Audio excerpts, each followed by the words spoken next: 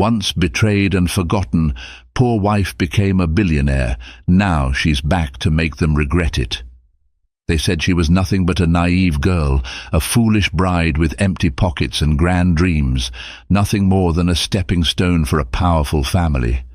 They stripped her of dignity, love and belonging, casting her aside when she was at her most vulnerable.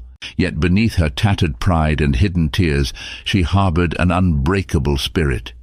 Years later, a name they once scoffed at has become the talk of boardrooms, fashion galas, and financial headlines around the world. And now she's back, not for mere vengeance, but to set the record straight once and for all.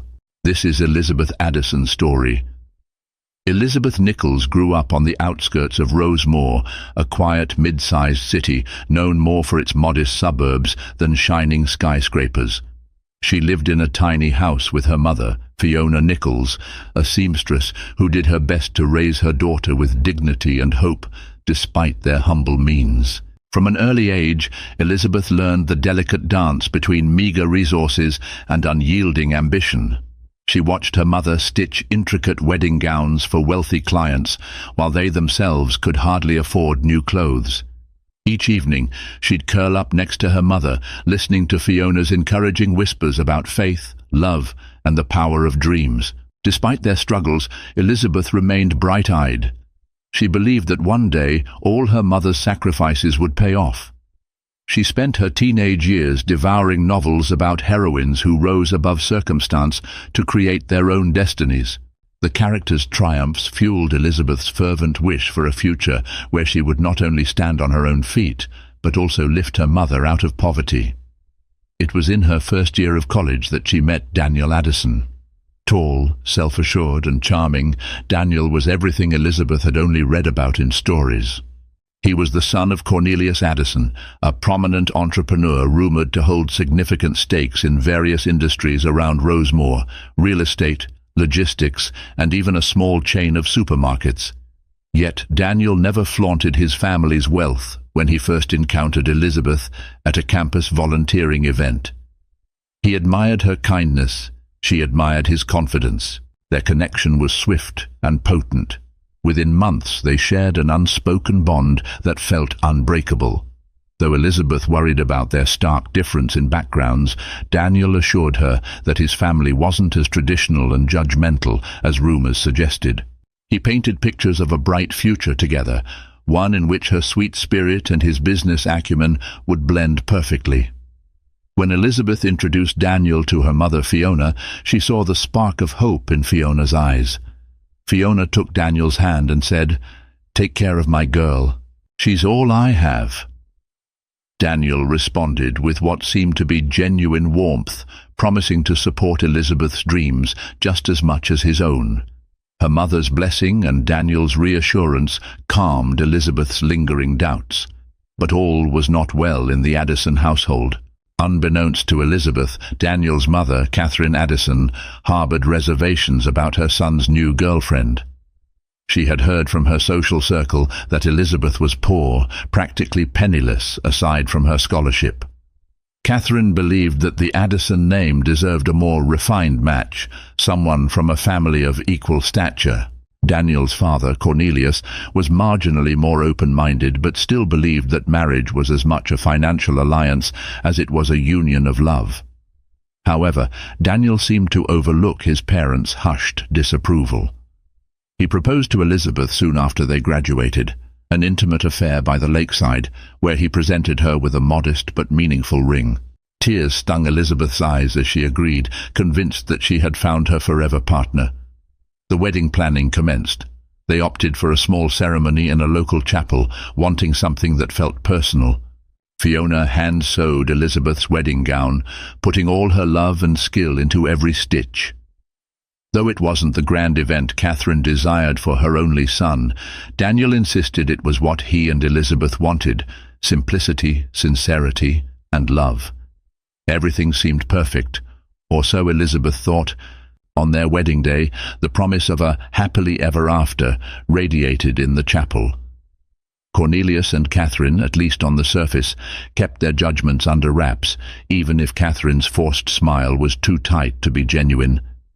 For a fleeting moment, Elizabeth believed she had bridged the chasm between poverty and privilege, forging a future that would honor both her mother's humble background and the Addison lineage.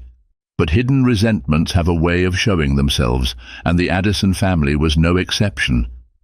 Little did Elizabeth know her wedding day would be the last moment of pure joy she would experience in that household for a long, long time. Married life with Daniel began in what felt like a dream. They lived in a modest but elegant townhouse near the Addison family's main estate. The walls were adorned with tasteful artwork chosen by Catherine herself, who grudgingly supported their new living arrangement to keep them close under her watchful eye. Elizabeth decorated the living room with bright flowers, determined to infuse a sense of warmth into this new chapter. Initially, Daniel was the picture of a loving husband. Every day, he'd leave for his role in Addison logistics with a kiss on Elizabeth's forehead, whispering sweet nothings about how their future was going to be magnificent. He encouraged her to pursue her passion, designing clothes much like her mother. It was Elizabeth's secret dream to open a small boutique where she could sell her own designs and perhaps one day collaborate with other local talents. Yet, as weeks turned to months, Elizabeth noticed subtle cracks in Daniel's demeanor. The sweet texts he sent her during the day gradually ceased. He came home later and later, always blaming meetings, traffic, or sudden errands. Each time he offered an excuse, he'd give Elizabeth a reassuring pat on the shoulder, as though she were a child needing placation. She tried to be understanding, reminding herself that building a career in a competitive family business required sacrifice. One chilly autumn evening, as Elizabeth sat alone in their townhouse waiting for Daniel, she received a call from his younger sister, Andrea Addison. A free-spirited socialite with a sharp tongue, Andrea was the gossip queen of Rosemore's elite scene. Andrea's voice cut through the silence with a mischievous edge. "Beth, darling, I saw Daniel tonight at the Olive Lounge. He wasn't alone." Elizabeth's throat went dry. "Maybe he's meeting a client." Andrea let out a musical laugh. "A client, yes, but a rather glamorous one. Miss Ophelia Summers, if you must know. She was hanging onto his arm like it was a lifeline." Ophelia Summers was a rising star in the local fashion world, lauded for her extravagant designs and rumored to be the Addison family's new favorite collaborator for some philanthropic ventures. Elizabeth felt a knot tighten in her stomach. She forced herself to remain calm on the phone, but after hanging up, her mind spun in a whirlwind of doubt. Was Daniel just networking, or was there something more? Daniel walked in an hour later, reeking of expensive perfume that wasn't his. Elizabeth remembered her mother's lessons in humility. She asked Daniel gently about his evening. He brushed it off as a business meeting. No matter how many details Elizabeth tried to glean, Daniel kept his answers short, evading eye contact. In the days that followed, Catherine Addison made the tension worse.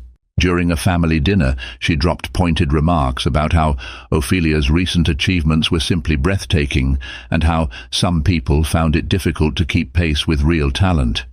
Elizabeth felt every remark like a thinly veiled jab at her own aspirations.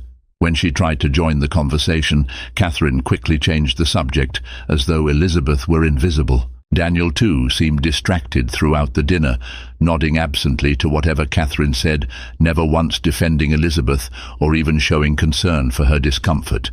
His father, Cornelius, gave the occasional grunt, but said nothing significant, absorbed in swirling the wine in his glass.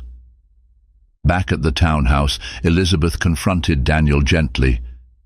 "If there's something going on with you and Ophelia, I'd rather know the truth than live like this." She expected either an angry retort or a heartfelt denial, but Daniel just sighed. "You're overthinking. I'm just handling some new ventures for the Addison family. Ophelia is a key partner right now. My parents want me to ensure things go smoothly, that's all." His words didn't soothe her growing unease, but Elizabeth, ever trusting, desperately wanted to believe him. She surrendered to the comfort of the half-truth he offered. After all, she loved Daniel, and love often demands hope in the face of glaring uncertainties. But the Addison mansion was rife with hushed conversations and predatory smiles whenever Elizabeth stepped foot in it. Even the household staff seemed to pity her, glancing away when she walked past. She felt suffocated, perpetually on the outside looking in. Andrea's cryptic hints, Catherine's coldness, and Daniel's shifting eyes all spoke of secrets that threatened the fragile foundation of Elizabeth's new life. Still, Elizabeth clung to the promise of that wedding day, the vow that Daniel would stand by her side, building a life fueled by both love and dreams. Little did she know, the seeds of betrayal had already begun to sprout, and her trust in Daniel was about to be tested in ways she never saw coming. The turning point arrived on a stormy evening in late November. Elizabeth had been working on her sketches for a potential boutique collection, simple yet elegant dresses inspired by her mother's seamstress legacy. She was excited to show Daniel, hoping her passion could mend the rift growing between them. But as time ticked by, the rain outside turned into a deluge, and Daniel still wasn't home. She tried calling his phone multiple times. Voicemail. Texts went unanswered. Fear coiled in her chest, blending with anger. Where could he be? She called Andrea, but her sister-in-law did not pick up. By midnight, Elizabeth's anxiety reached a fever pitch. Unable to bear the silence any longer, she grabbed her coat, hailed a taxi, and headed to Addison Logistics' corporate offices. There, through the rain-splattered windows of the deserted parking lot, she spotted Daniel's car. The lights in his office suite still glowed. With her heart pounding, she ascended in the elevator. As she reached the corridor, low voices echoed from behind the door. She recognized Daniel's voice and Ophelia Summers's laughter. Elizabeth pressed her ear to the door, her hand trembling on the handle. She wanted to barge in, but fear of what she might see gripped her like a vice. Ophelia's voice drifted out, seductive and confident. "You know, darling, you can't keep up this charade forever. Once our deal is through, you'll be free, free to be with me, free to pursue whatever your heart desires." Elizabeth felt her stomach twist. Daniel's reply, though muffled, was telling. "Ophelia, you know my family expects me to keep up appearances. My father was adamant that the marriage made us look grounded, but it's been nothing but a drag on my ambitions." Tears welled in Elizabeth's eyes. She heard the rustle of movement, the unmistakable sound of a kiss. Fury, heartbreak, and disbelief swirled inside her. She pushed open the door. The scene confirmed her worst suspicions. Daniel and Ophelia locked in an embrace, a bottle of champagne on the table. Shock painted their faces when they saw Elizabeth standing in the threshold, drenched from the rain, eyes brimming with betrayal. Daniel sputtered, "Elizabeth, I can explain." Ophelia merely folded her arms, smirking, as though she relished the moment. "Well, this is awkward," she said with shameless nonchalance. Without waiting to hear more, Elizabeth spun on her heels and ran. She stumbled into the elevator, tears blurring her vision. Daniel chased after her, but was too slow. By the time the elevator doors opened at the lobby, Elizabeth was already sprinting into the storm. Back at the townhouse, Elizabeth's grief transformed into determination. She refused to stay in a sham marriage. She packed a small suitcase, heart shattering with every item she grabbed. For a moment, she paused over her wedding ring. How could something that once symbolized love now feel like a heavy shackle? She tossed it on the kitchen countertop, just as Daniel burst through the front door, water dripping from his coat. His eyes flickered from her suitcase to the ring. A flash of panic crossed his face, but he tried to maintain composure. "Look, it's not what it seems. You have to hear me out." Elizabeth clenched her fists. "I heard everything," she hissed. "I was just a convenient placeholder, wasn't I? The poor girl who made you look compassionate to your parents, made you seem grounded in front of potential investors, while Ophelia was the real deal." He tried to approach her, but she stepped back. "Don't you dare come closer," she spat, tears streaking down her cheeks. "You fooled me into loving you." A bitter laugh escaped Daniel's lips. "You think this is just about love? My father's business was at stake. The Addison name was losing favor with the public. We needed to polish our image, and your sweet rags-to-riches story was perfect. You benefited too. You were no longer struggling for rent, were you?" Elizabeth felt as though she'd been punched in the gut. The cruelty in his words was unimaginable.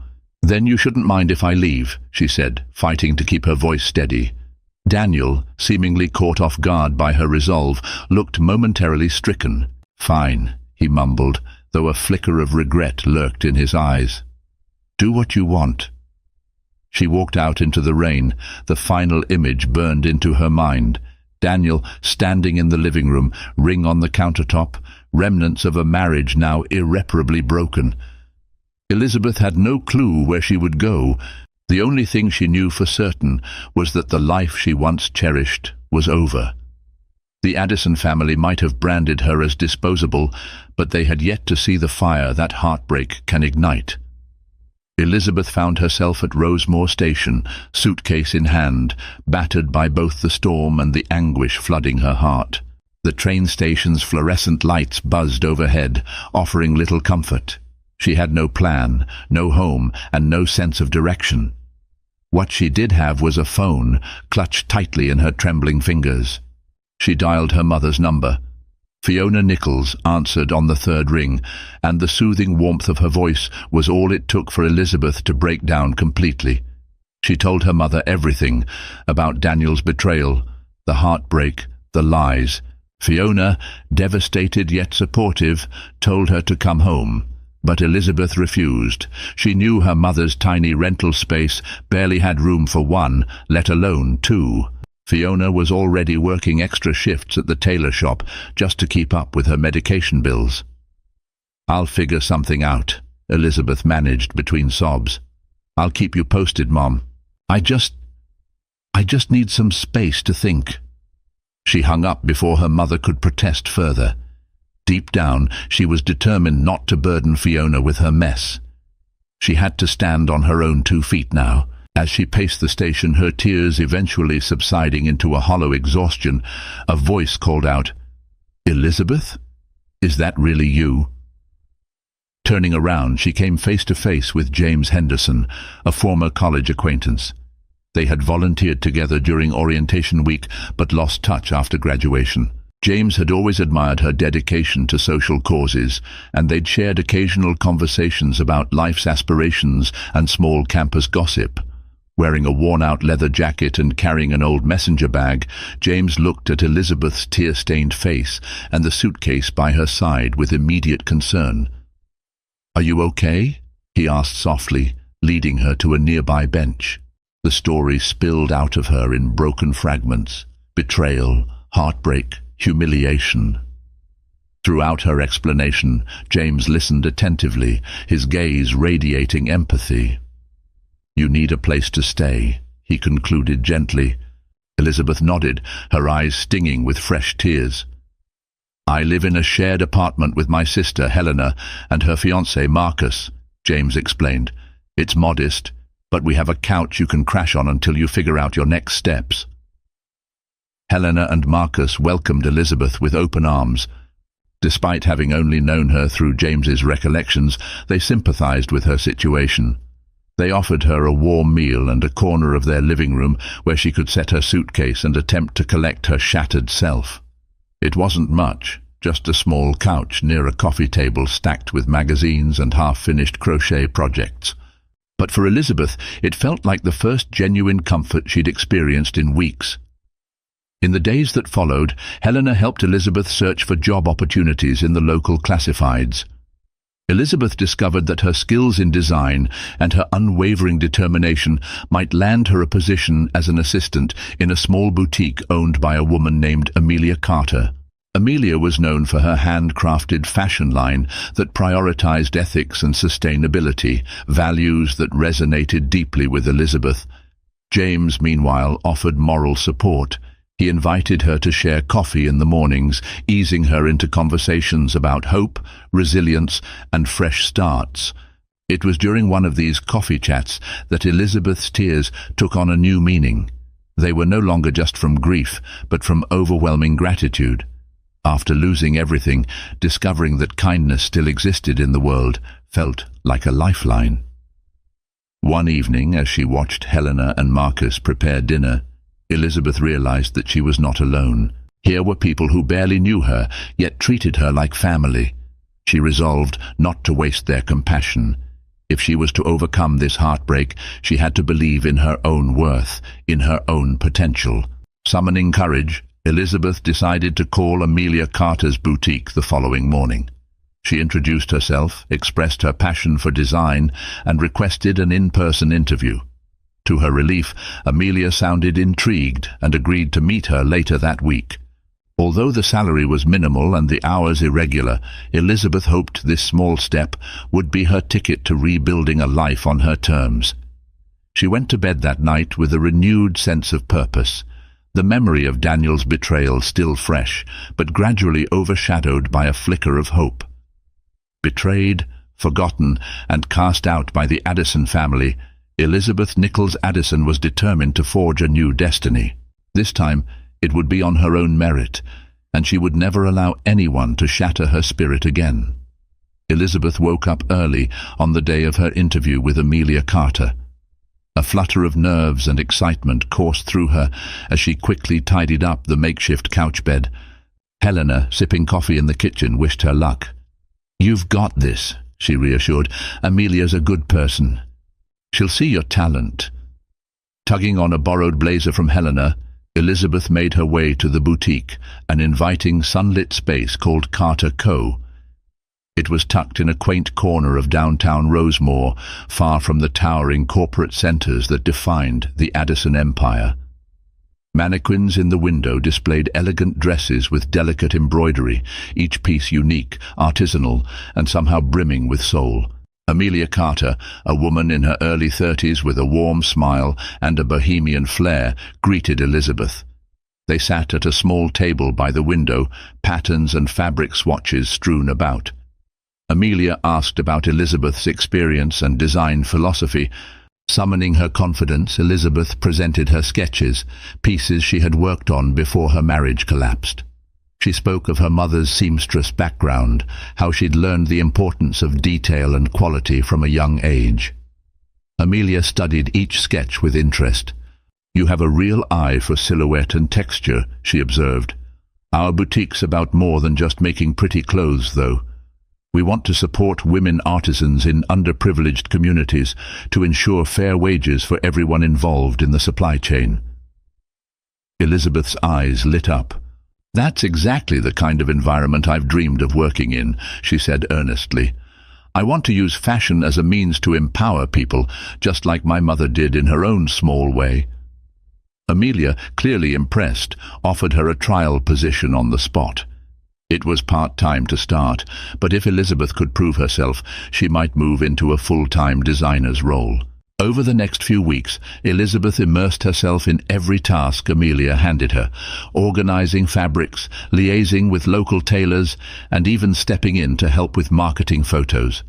She stayed late to refine her sketches, determined to impress Amelia with her creativity and dedication. Word slowly spread among the boutique's clientele about a talented new designer brimming with fresh ideas. Meanwhile, James Henderson continued to be a steady pillar of support. He'd wait outside the boutique some evenings, ready to walk with Elizabeth to the bus stop, discussing life and offering encouragement. He never pried into her past, never asked for details about her heartbreak unless she volunteered them. It was a refreshing change from the Addison family, who had always demanded Elizabeth conform to their image or suffer their scorn. But despite her newfound momentum, Elizabeth was not without private struggles. She had legal matters to settle. Daniel hadn't contacted her since she left, which was both a relief and a painful reminder of how disposable he deemed her. She tried to push thoughts of him aside, though the lingering sense of betrayal gnawed at her. Late at night, she'd remember his sweet words at the beginning of their marriage and wonder how it all could have been a lie.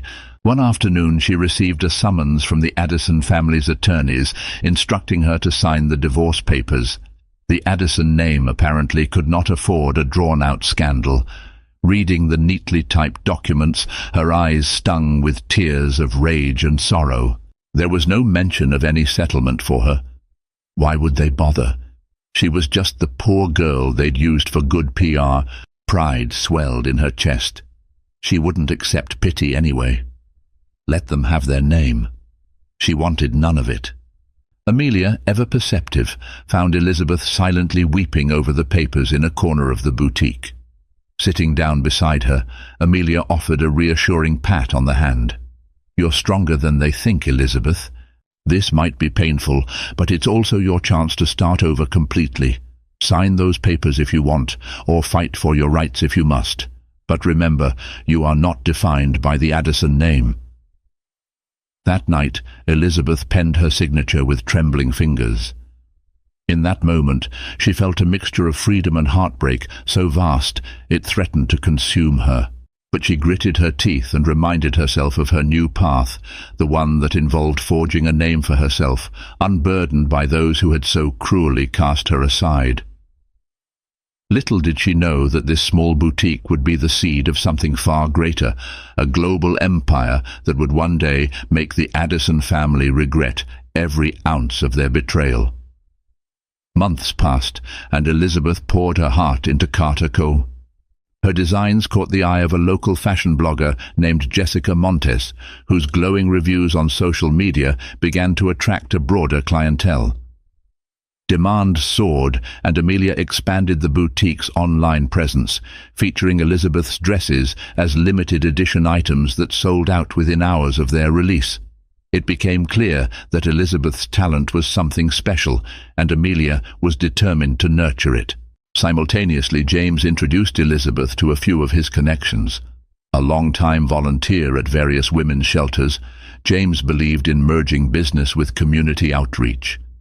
He connected Elizabeth with a group of local charities that supported low-income women aspiring to learn tailoring and design. Touched by the mission, Elizabeth began hosting free workshops, teaching basic sewing and embroidery techniques. The workshops became an instant success, forging a loyal network of supporters who admired Elizabeth for her generosity and vision. Yet, the Addison shadow loomed. On a brisk Wednesday afternoon, as Elizabeth was adjusting a mannequin display, she noticed a familiar figure crossing the street toward the boutique, Andrea Addison. Andrea strutted in, looking both smug and somewhat contrite. She glanced around the store with a subtle air of superiority, though her curiosity was undeniable. Elizabeth greeted her with a polite, if cool, "Hello, Andrea.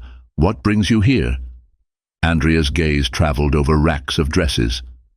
"Well, I heard rumors about this fancy new designer in town, and imagine my surprise when I found out it was you." Elizabeth arched an eyebrow. "I'm sure you're just dying to report back to Catherine," she said, bitterness creeping into her voice. A slight flush tinted Andrea's cheeks. "Look, I'm not here to stir the pot. Truth be told, Daniel's been difficult. He's throwing money around with Ophelia and focusing on some big expansions. Mother's health has been poor. Stress, they say. Father's not the same. And, well, the Addison name isn't exactly shining the way it used to." She paused, fiddling with the strap of her designer handbag. "I never thought you'd actually land on your feet, let alone shine like this." Elizabeth studied Andrea's face, trying to discern sincerity behind the polished veneer. "Well, you and your family taught me a lot about survival," she said tersely. "Is that all you came here for?" Andrea took in a slow breath. "I just wanted to see how you were doing. And maybe warn you, my mother might try to contact you. She still believes you owe the family an explanation for leaving so suddenly." A dry laugh escaped Elizabeth. "An explanation? I think we both know they owe me one." After Andrea left, Elizabeth's hands trembled. The encounter brought back a flood of memories she'd hoped to bury, memories of Catherine's icy disapproval, Daniel's betrayal, and the humiliating facade she'd been part of. But if the Addison family's empire was in turmoil, she felt neither schadenfreude nor sorrow. She simply felt resolved. She would continue forging her own path no matter what they thought. Soon, that path took an exciting new turn. A well-known boutique chain from the neighboring city of Belmont reached out to Amelia, expressing interest in stocking Elizabeth's designs. The buyer, impressed by the social mission behind each garment, wanted to feature Elizabeth's line in all 10 of their high-end stores. It was a monumental step up, one that required a major boost in production. With Amelia's blessing, Elizabeth recruited more local seamstresses, including some graduates from her free workshops. The new mini-collective buzzed with energy. For the first time, Elizabeth experienced the thrill of watching her designs come to life on a larger scale. She felt gratitude for Amelia's unwavering faith and a burning desire to succeed, not just to prove the Addison family wrong, but to uplift the community that had embraced her. Late nights were spent drafting business proposals, negotiating fabric deals, and strategizing marketing campaigns. James often stayed by her side, bringing sandwiches or coffee, reminding her to take breaks. On one such night, after they wrapped up a particularly grueling negotiation call, Elizabeth looked at James with a soft smile. "I couldn't have done any of this without you." He shrugged, returning her smile. "You did all this on your own, Elizabeth. I'm just here to cheer you on and help where I can." In that moment, she realized just how meaningful James's friendship had become. He was dependable, gentle, and valued her for who she was, not for what she could do for him. The contrast with Daniel's manipulative ways was stark. Still, Elizabeth kept a protective wall around her heart. Betrayal left scars, and love seemed too fragile a concept to trust again. She focused on her business, letting her ambition and creativity guide her, determined to keep her guard up. Yet little did she know, destiny had bigger plans for her heart and for her business, plans that would catapult her into a realm the Addison family never dreamed possible for the once-forgotten wife they had cast aside. 6 months into the partnership with the Belmont boutique chain, Elizabeth's designs had garnered a loyal following. Fashion influencers posted photos wearing her dresses, praising their exquisite craftsmanship and ethical production process. Online sales skyrocketed, forcing Amelia and Elizabeth to hire additional staff. To keep up with demand, they expanded the workshop space, allowing more women from disadvantaged backgrounds to learn, earn, and flourish. A pivotal moment arrived when Grace Lynn, a renowned fashion editor from Belmont magazine, visited Carter Co. The editorial staff at Belmont had been tracking Elizabeth's rise, intrigued by the rags-to-riches narrative that was quietly circulating in the fashion world. Grace spent hours talking to Elizabeth, observing her design process and meeting the seamstresses. "Your story is remarkable," Grace said, notebook in hand. "From a small boutique to potentially one of the most promising ethical fashion lines in the country, this is exactly the story our readers love." Amelia beamed with pride as Grace snapped photos and asked more questions. Elizabeth, still modest, emphasized that it was a group effort, praising Amelia, James, and everyone else who supported her. Grace nodded, duly noting Elizabeth's humility. "We're planning a multi-page feature," Grace finally revealed. "This could go nationwide if the response is good." News of the upcoming Belmont feature circulated quickly, sparking both excitement and a bit of anxiety. Elizabeth redoubled her efforts, wanting every stitch to be perfect. On a bustling Tuesday morning, as she and Amelia were reviewing final sketches for the magazine shoot, Elizabeth received an unexpected phone call. An authoritative voice introduced herself as Dr. Regina Porter from a philanthropic foundation based in New York. "We've been following your progress, Doctor," Porter explained. "Our foundation invests in women-led enterprises that prioritize social impact. We'd like to discuss a potential partnership, perhaps even significant funding to help you scale." Elizabeth felt her heart hammer. This was the kind of break that could catapult Carter Co. from a local brand to a national, even international presence. She set up a meeting, and within a week, Dr. Porter arrived in Rosemore with her associate, a shrewd but charismatic venture capitalist named Malik Davis. At the meeting, Dr. Porter's warm demeanour and genuine interest in social welfare put Elizabeth at ease. Malik, on the other hand, was more direct, asking pointed questions about profit margins, supply chains, and scalability. Elizabeth answered each question with a mix of honesty and ambition. By the end, Dr. Porter and Malik seemed thoroughly impressed. "We're prepared to invest a substantial sum," Dr. Porter said, "but we'll need more than just a boutique strategy. We need a plan that can be replicated internationally." Elizabeth exchanged glances with Amelia, both brimming with excitement. "We're open to that," Elizabeth replied confidently. "We want to bring ethically sourced materials from all over the world, empower local communities, and still maintain the couture-level quality. If you help us, we can make it happen." Within a month, the partnership was signed. Elizabeth worked day and night on a comprehensive business plan, detailing expansions in manufacturing, e-commerce, and additional training programs for underprivileged women. In exchange, the foundation provided capital, contacts, and valuable mentorship. Amelia, while proud, knew the business had grown beyond her original vision. She entrusted most decision-making to Elizabeth, recognizing that her protégé's boundless ambition could take Carter Co. to heights she never imagined. The synergy was electric. New employees were hired and production facilities were upgraded, all while preserving the personal, artisan touch that defined their brand. James came aboard full-time, overseeing community outreach and international charitable initiatives. Each day felt like a triumphant climb, a testament to Elizabeth's relentless drive and unwavering moral compass. Meanwhile, whispers of Elizabeth's meteoric rise began to reach the Addison household. Catherine Addison, worried about rumors that the brand captivating the nation was owned by her former daughter-in-law, cornered Daniel in his office. "You must put an end to this gossip," she demanded, eyes icy. "Do something. The Addison name can't be overshadowed by the woman we so graciously lifted from poverty."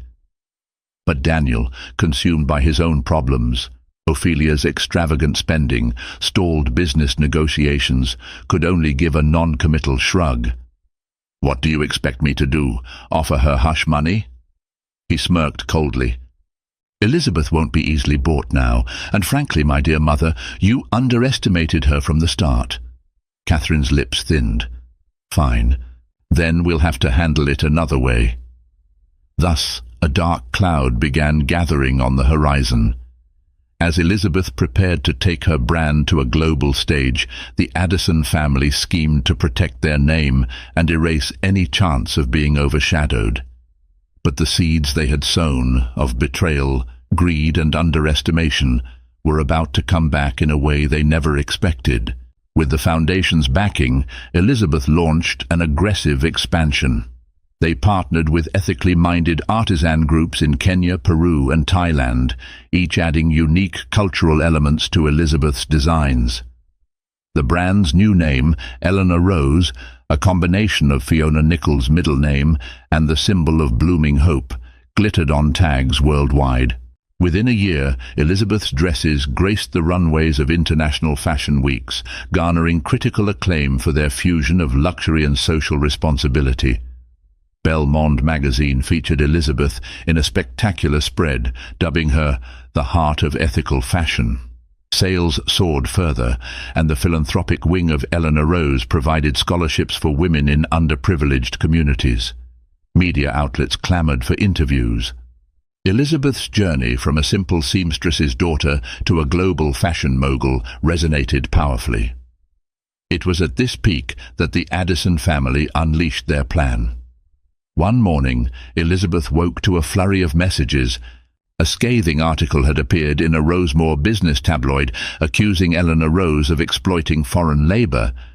The piece was riddled with vague claims referencing anonymous sources who alleged unsafe conditions in overseas workshops. Elizabeth's heart pounded. She knew every workshop was vetted and regularly audited. The entire premise of her brand revolved around fair wages and safe working conditions. Amelia, James and the team scrambled to address the allegations, gathering documentation and testimonies from artisans worldwide. They released a public statement categorically denying the claims and invited reputable journalists to visit the facilities themselves. Still, the seed of doubt had been planted in the public's mind. Investors grew wary. Dr. Porter and Malik phoned Elizabeth with concerns. "We're with you," Malik said, "but you need to handle this quickly. Public perception can topple even the strongest business if left unchecked." As Elizabeth battled the smear campaign, an unexpected ally emerged: Andrea Addison. She reached out to Elizabeth secretly, providing documents and emails indicating that Catherine had orchestrated the tabloid hit piece through a shell company affiliated with Addison Logistics. Andrea explained, "Mother wanted to discredit you, to make sure your success didn't tarnish the Addison name by comparison." Elizabeth felt a surge of anger, mingled with a grim validation. She had known Catherine was ruthless, but to sabotage an enterprise that helped so many vulnerable communities was beyond cruel. Using Andrea's evidence, Elizabeth countered the accusations publicly. Legitimate news outlets picked up the story, framing her as a businesswoman under siege by malicious rivals. Sympathy poured in from fans, activists, and even some of the Addison Logistics employees who admired Elizabeth's ethical practices. When confronted with the evidence, Catherine Addison remained defiant, refusing to comment to the press. Daniel, on the other hand, found his position in Addison Logistics precarious as the scandal dragged the family's name through the mud. Meanwhile, public sympathy for Elizabeth soared, transforming her into not just a designer, but a figure of resilience and truth in the industry. Although the smear campaign rattled Elizabeth, it also solidified her brand's reputation. In a grand gesture of transparency, Eleanor Rose opened its doors to auditors from international organizations, proving their compliance with ethical standards. The final reports were glowing, effectively discrediting Catherine's false allegations. Investors regained confidence, and consumers responded with an outpouring of support. Sales surged higher than ever before. James was with Elizabeth every step of the way, offering quiet reassurances when she'd break down in private, exhausted by the emotional toll. "You've faced betrayal before," he reminded her gently. "You didn't let it destroy you then, and you won't now." As the storm began to calm, Elizabeth found herself at yet another turning point. The brand had grown beyond the boutique's humble beginnings. It was now a global powerhouse, with Elizabeth poised to join the ranks of fashion's elite. Through it all, she remained true to her mission, merging opulence with a conscience. But she knew one last confrontation was inevitable. The Addison family, especially Catherine, would not relinquish their vendetta so easily. Rumors swirled that Daniel's business expansions had failed, leaving Addison Logistics in financial jeopardy. The local press buzzed with speculation that Elizabeth, now a billionaire by virtue of Eleanor Rose's valuation, might buy out Addison Logistics as an ultimate revenge. The mere idea left her torn between righteous indignation and the moral high ground she'd tried so hard to maintain. Yet, deep in her heart, she believed in justice, that those who sowed cruelty and deception would one day face the consequences of their own actions. And as much as she ached to see them suffer the same humiliation they'd once inflicted upon her, a part of her yearned for a resolution where she could finally lay to rest the ghosts of her past. A year and a half after Elizabeth first launched Eleanor Rose globally, her life had transformed in ways she never imagined. Financial success, industry acclaim, and philanthropic accolades poured in. She stood on stages worldwide, delivering keynote speeches about ethical entrepreneurship. Yet, under the polished exterior, she remained the same humble soul who once watched her mother sew dresses late into the night. When news broke that Addison Logistics was on the brink of collapse, plummeting stocks, mismanaged projects, and a board exodus, Elizabeth felt a swirl of conflicting emotions.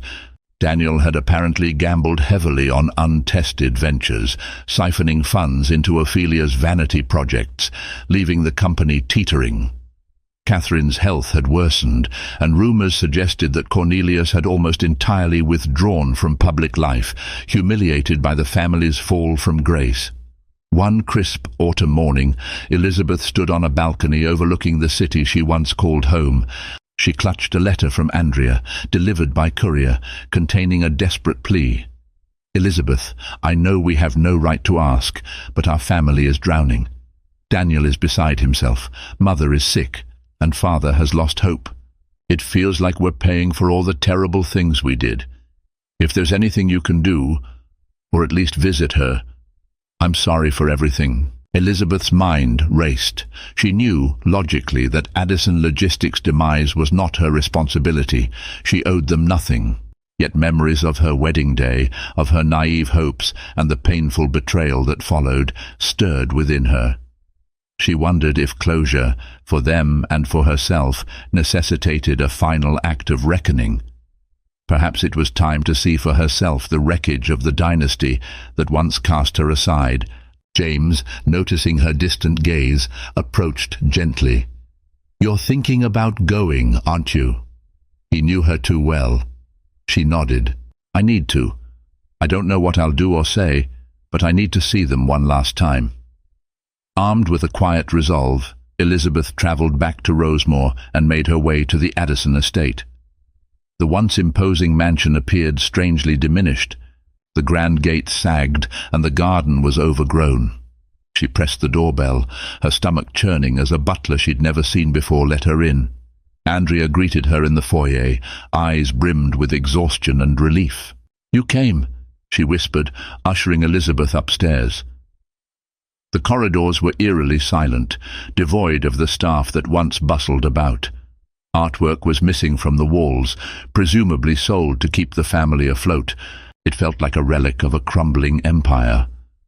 They stepped into Catherine Addison's suite, where the matriarch lay in bed, frail and ghostly pale.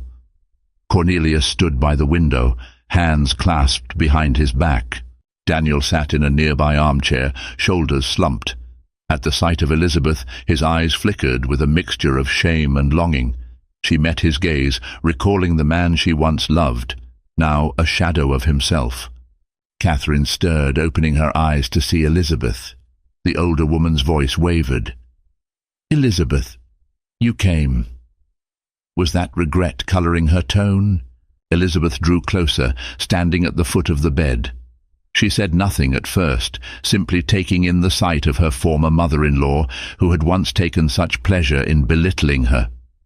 Catherine closed her eyes, tears escaping down her cheeks. "I was cruel.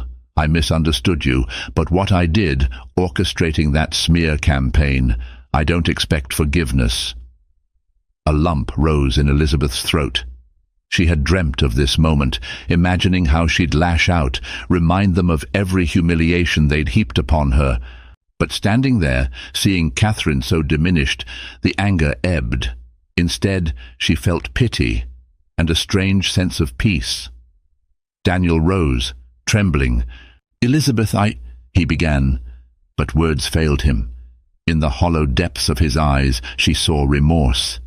Once, he had been the center of her world, but the man before her now was lost, broken by his own greed and mistakes. Elizabeth inhaled slowly, her voice steady. "I'm not here to gloat. I'm here because Andrea reached out. I don't know what you expect from me, but I think it's time we put the past to rest." Catherine began to cry softly, murmuring apologies that Elizabeth never thought she'd hear. Cornelius, stoic as ever, only offered a nod of gratitude, perhaps too proud or too drained to say more. Daniel remained silent, head bowed. In that moment, Elizabeth realized that true power lay not in revenge, but in choosing compassion. She had built her empire, proven her worth, and carved out a destiny beyond their wildest imaginings. Nothing they could say or do now would change who she had become. And if pity felt more natural than vengeance, that was her choice, her power. Leaving the Addison estate, Elizabeth felt a weight lift from her shoulders. The ghosts of her past no longer haunted her. She had seen their suffering, their regrets, and had chosen empathy over retribution. It was a closure she hadn't realized she needed. Back at the Eleanor Rose headquarters, she refocused on the future. New collections were in the works, featuring collaborations with global artisans. A major media conglomerate offered to produce a documentary on Elizabeth's life and the brand's ethical initiatives. Dr. Porter and Malik hinted at a potential public offering for Eleanor Rose, which could transform it into one of the most influential fashion houses in the world. On a personal level, the connection between Elizabeth and James deepened. Late one evening, after a celebratory dinner marking Eleanor Rose's latest milestone, James walked her to her car. The night air was cool, and a gentle moon illuminated the sidewalk. They paused under a street lamp, hearts pounding with unspoken tension. "All this success, the world sees you as untouchable," James said, smiling.